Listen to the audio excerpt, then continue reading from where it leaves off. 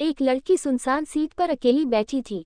शाम का समय था, रात होने वाली थी। वह लड़की अपनी सीट पर अकेली बैठी हुई थोड़ी बहुत नींद के कारण झुक रही थी तो कभी उठ रही थी। वह लड़की देखकर ऐसा मालूम हो रहा था कि उससे अकेला कोई सफ़र करने के लिए भेजा है, मतलब उसके साथ कोई भी और आने जाने वाले लोग नहीं हैं। इतने में वहां उस ट्रेन की बोगी में टीसी आ गया था टिकट चेक करने के लिए। जैसे ही टिकट चेक करने वालों को देखी, वह लड़की अचानक घबरा गई और उसकी नींद थोड़ा भी टूट गई थी। वह लड़की जैसे ही बेटी को अपने पास आती देख रहे थे वैसे वैसे ही घबराना शुरू कर रही थी। मुझे देखकर यह मालूम हो रहा था कि उस लड़की के पास टिकट तो बिल्कुल भी नहीं होगा।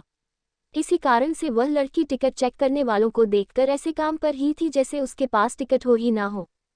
जैसी टिकट चेक करने वाले उस लड़की से पूछता है कि टिकट दिखाओ, तभी वह लड़की गुमसुम और मधुर आवाज में कहती है कि मेरे पास टिकट नहीं है, मुझे बहुत जरूरी काम है, मेरी माँ की मृत्यु हो गई है, इसी काम से मैं शहर से गांव जा रही हूँ।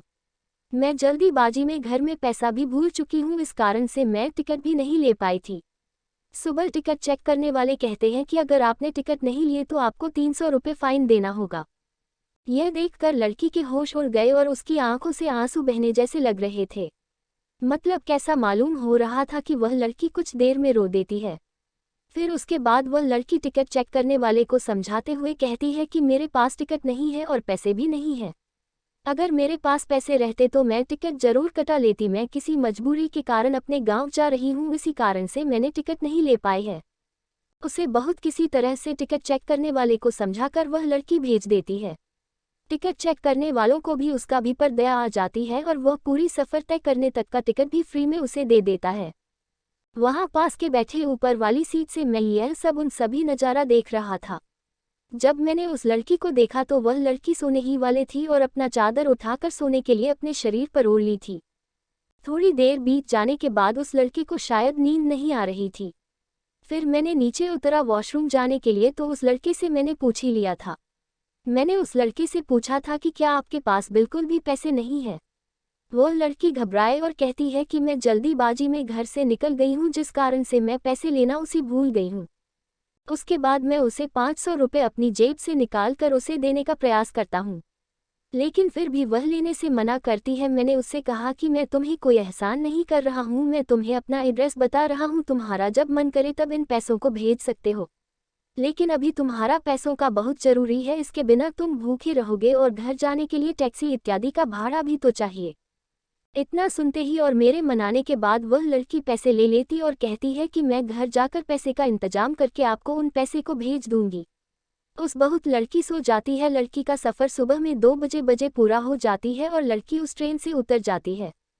उसके बाद जब मैं नींद से ज़्यादा तो देखा कि वह लड़की अपनी सीट पर उपलब्ध नहीं है। फिर मैंने उस लड़की को ज़्यादा याद नहीं किया और अपने काम से काम रखा और मैं सो गया था।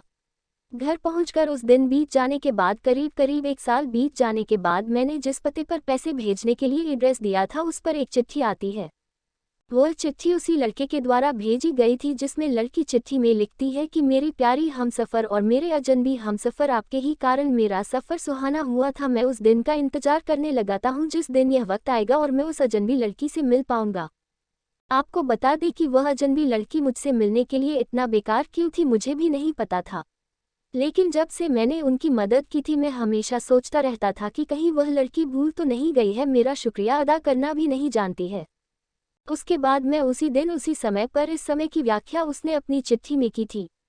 जब मैं उस स्थान पर पहुंचा तो देखा कि वह लड़की पहले से उसी स्थान पर मौजूद है।